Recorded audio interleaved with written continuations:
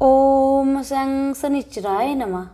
मेरे प्यारे दोस्तों, आज मैं आप सभी को शनि भगवान की व्रत विधि कथा आरती सहित सुनाने जा रही हूँ। कथा को अंत तक जरूर सुनिएगा। अगर अच्छी लगे तो दूसरों को भी शेयर करें। तो प्रेम से बोलिए शनि महाराज की जय। अगर कथा अच्छी लगे तो हमारे चैनल के साथ जुड़े रहिएगा। शनिवार व्रत हिंदू धर्म में शनि एवं राहु ग्रह की शांति के लिए शनिवार का व्रत विशेष माना जाता है। अग्नि पुराण के अनुसार मूल नक्षत्र युक्त शनिवार से आरंभ करके 7 लगातार शनिवार व्रत करने वाले जातक को शनि ग्रह की पीड़ा से मुक्ति मिलती है। शनिवार व्रत विधि। शनिवार व्रत में शनिवार की सुबह उठकर स्नान करने के बाद तिल और लौंग युक्त जल। शनिवार व्रत विधि। शनिवार व्रत में शनिवार की सुबह उठकर स्नान के बाद तिल और लौंग युक्त जल पीपल के पेड़ पर चढ़ाना चाहिए। जल चढ़ाते समय व्यक्ति को हनुमान जी और शनि महाराज की आराधना करनी चाहिए। इसके बाद शनि देव की मूर्ति के समीप बैठकर ध्यान लगाना चाहिए। पूजा समाप्ति के बाद काला कपड़ा, काली वस्तु भिक्षु को दान करना चाहिए। व्यक्ति को शाम के समय भोजन करते समय शं शनिश्चराय नमः का जाप करना चाहिए। व्रत के अंतिम दिन व्यक्ति को शनि देव की आराधना करते हुए हवन करना चाहिए। शनिवार व्रत का फल। शनिवार का व्रत करने से शनि ग्रह का दोष समाप्त हो जाता है तथा व्यक्ति को शनि के कठोर प्रकोप से बच जाता है। इसके अलावा उसे सुख और वैभव की प्राप्ति भी होती है। अब सुनिए शनिवार व्रत कथा। प्रेम से बोलिए शनि महाराज की जय। शनि महाराज की कृपा आप सभी के परिवार पर सदा बनी रहे।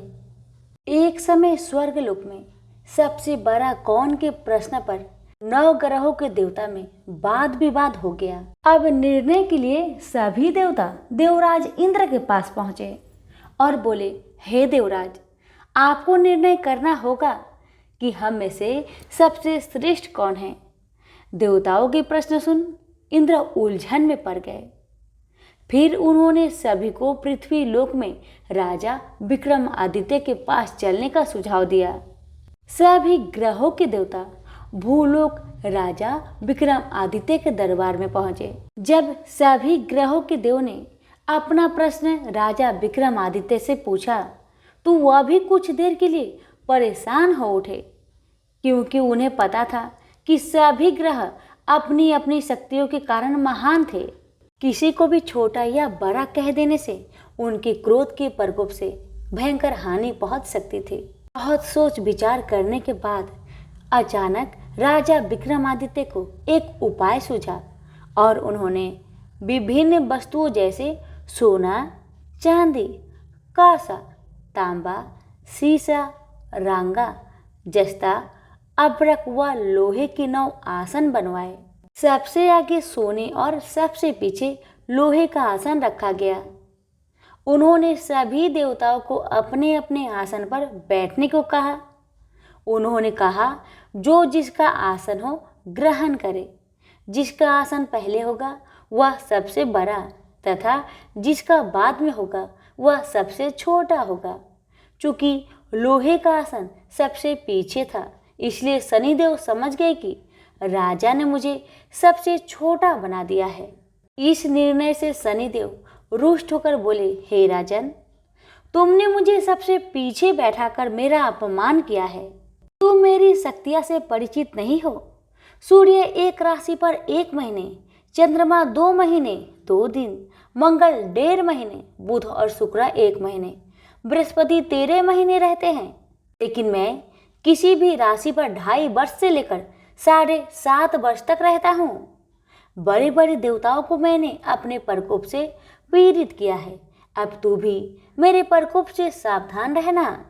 इस पर राजा विक्रमादित्य बोले, जो कुछ मेरे भाग्य में होगा देखा जाएगा। इसके बाद अन्य ग्रहों के देवता तो प्रसन्न मन के साथ खुशी खुशी चले गए वहां से। लेकिन शनि महाराज बड़े क्रोध के साथ वहां से विदा हुए। कुछ समय बाद जब राजा विक्रमादित्य पर साधे साथी की दशा आई तो शनिदेव ने घोड़े के व्यापारी के रूप धारण किया और बहुत से घोड़े के साथ विक्रमादित्य की नगरी में पहुंचे। राजा विक्रमादित्य उन घोड़े को देखकर एक अच्छे से घोड़े की अपनी सवारी के लिए चुनकर उस पर चढ़े। वैसे ही होता है ये कि राजा जैसे ही उस घोड़े पर सवार हुए वह बिजली की गति से दौड़ पड़ा।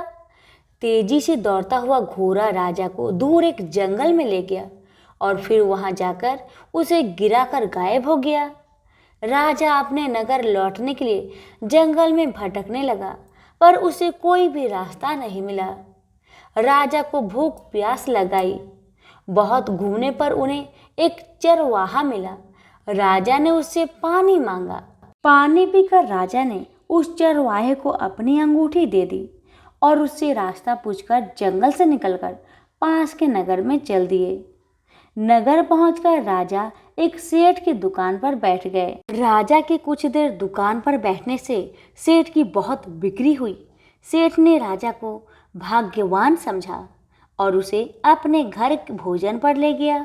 सेठ के घर में सोने का एक हार खूंटी पर लटका हुआ था।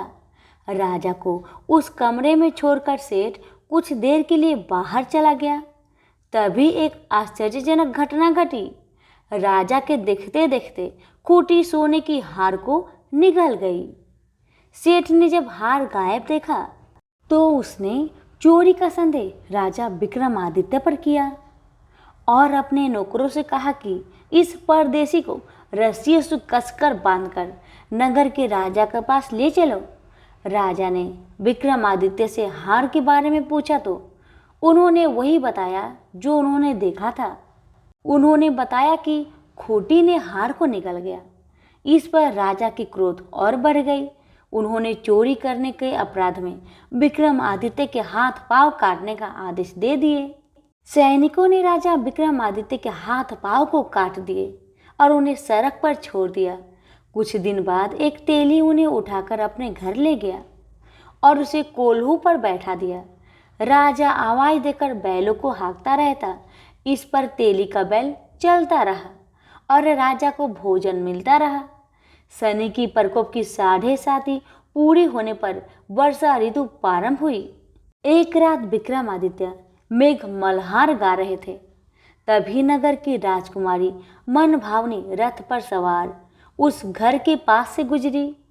उसने मल्हार सुना तो उसे बहुत अच्छा लगा और उसने दासी को भेजकर गाने वाले को बुला लाने को कहा। दासी ने लौटकर राजकुमारी को अपंग राजा के बारे में सब कुछ बता दिया। राजकुमारी उसके मेघ मल्हार से बहुत मोहित हुई और सब कुछ जानते हुए भी उसने अपंग राजा से विवाह करने का निश्चय किया। राजकुमारी ने अपनी इच्छा अपने माता पिता को बताया। तो माता पिता बात सुनकर बहुत हैरान रह गए। राजकुमारी के माता पिता ने राजकुमारी को बहुत समझाया कि उससे विवाह ना करो, लेकिन राजकुमारी ने अपनी जिद नहीं छोड़ी। राजकुमारी ने कहा, अगर मेरा विवाह विक्रमादित्य के साथ न हुआ तो मैं अपनी प्राण त्याग दूंगी। राजकुमारी की ऐसी बातें सुनकर माता पिता को विवश होकर अपंग विक्रमादित्य से राजकुमारी का विवाह करना पड़ा। विवाह के बाद राजा विक्रमादित्य और राजकुमारी तेली के घर में रहने लगे। उसी रात स्वप्न में शनिदेव ने राजा विक्रमादित्य से कहा, राजा, तुमने मेरा प्रकोप देख लिया। मैंने तुम्हें अपने अपमान का दंड दिया है। राजा ने शनिदेव से क्षमा करने को कहा और प्रार्थना की, हे शनि महाराज, आपने जितना दुख मुझे दिया है अन्य किसी को न देना। शनि महाराज ने कहा, राजन, मैं तुम्हारी प्रार्थना स्वीकार करता हूँ। जो कोई स्त्री पुरुष मेरी पूजा करेगा, कथा का श्रवण करेगा, जो नित्य ही मेरा ध्यान करेगा, चींटियों को आटा खिलाएगा, वह सभी प्रकार के कष्टों से मुक्त होता रहेगा तथा उसके सब मनोरथ पूर्ण होंगे। यह कहकर शनि भगवान अंतर्ध्यान हो गए। प्रातःकाल राजा विक्रमादित्य की नींद खुली तो उसने अपने हाथ पांव देखकर राजा को बहुत खुशी हुई। उन्होंने मन ही मन शनिदेव को प्रणाम किया। राजकुमारी भी राजा के हाथ पांव सलामत देखकर आश्चर्य में डूब गई तब राजा विक्रमादित्य ने अपना परिचय देते हुए शनि भगवान के प्रकोप की सारी कहानी कह सुनाई। इधर सेठ को जब इस बात का पता चला तो दौड़ता हुआ आया और राजा विक्रमादित्य के चरणों में गिरकर क्षमा मांगने लगा। राजा विक्रमादित्य ने उसे क्षमा कर दिया, क्योंकि वह जानते थे कि यह सब शनिदेव के प्रकोप के कारण हुआ है। सेठ राजा विक्रमादित्य को पुनः अपने घर को ले गया और उसे भोजन कराया। भोजन करते समय वहां एक आश्चर्य घटना घटी। सबके देखते देखते उस खूंटी ने हार को उगल दिया। सेठ ने अपनी बेटी का विवाह भी राजा विक्रमादित्य के साथ कर दिया और बहुत से स्वर्ण आभूषण धन आदि देकर राजा को विदा किया। राजा विक्रमादित्य राजकुमारी मनभावनी और सेठ की बेटी के साथ अपने नगर वापस पहुंचे तो नगर वासियों ने हर्ष के साथ उनका स्वागत किया। अगले दिन राजा विक्रमादित्य ने पूरे राज्य में घोषणा कराई कि शनिदेव सब ग्रहों में सर्वश्रेष्ठ है। प्रत्येक स्त्री पुरुष शनिवार का व्रत करे और उनकी कथा का श्रवण अवश्य करे। राजा विक्रमादित्य की घोषणा से शनिदेव बहुत प्रसन्न हुए।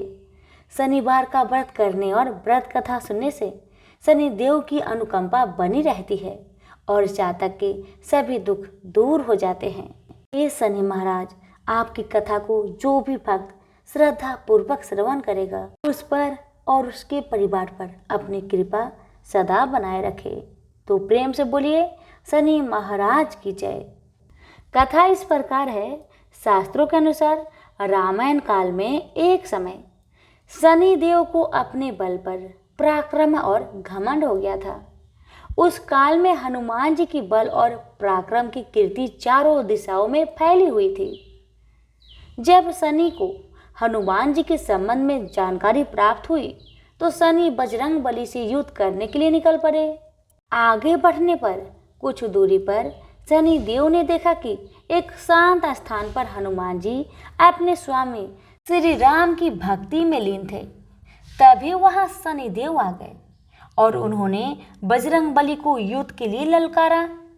युद्ध की ललकार सुनकर हनुमान जी शनि देव को समझाने का प्रयास करने लगे, लेकिन शनि देव माने ही नहीं और युद्ध के लिए आमंत्रित करने लगे। अंत में हनुमान जी भी युद्ध के लिए तैयार हो गए। दोनों के बीच घमासान युद्ध हुआ। हनुमान जी ने शनि को बुरी तरह परास्त कर दिए। युद्ध में हनुमान जी द्वारा किए गए प्रहारों से शनिदेव के पूरे शरीर में भयंकर पीड़ा हो रही थी। इस पीड़ा को दूर करने के लिए हनुमान जी ने शनि को तेल दिया। इस तेल को लगाते ही शनिदेव की समस्त पीड़ा दूर हो गई। तभी से शनिदेव को तेल अर्पित करने की परंपरा प्रारंभ हो गई। शनिदेव पर जो भी व्यक्ति तेल अर्पित करता है उसके जीवन की समस्त परेशानियां दूर हो जाती है और धन अभाव खत्म हो जाता है।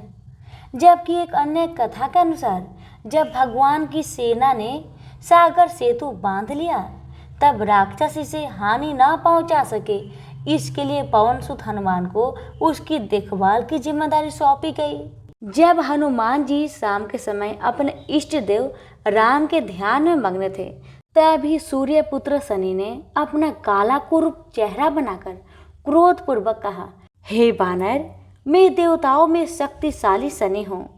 सुना है तुम बहुत बलशाली हो। आंखें खोलो और मेरे साथ युद्ध करो। मैं तुमसे युद्ध करना चाहता हूँ। इस पर हनुमान ने विनम्रता पूर्वक कहा, इस समय मैं अपने प्रभु को याद कर रहा हूँ। आप मेरी पूजा में विघ्न मत डालिए। आप मेरे आदरणीय हैं।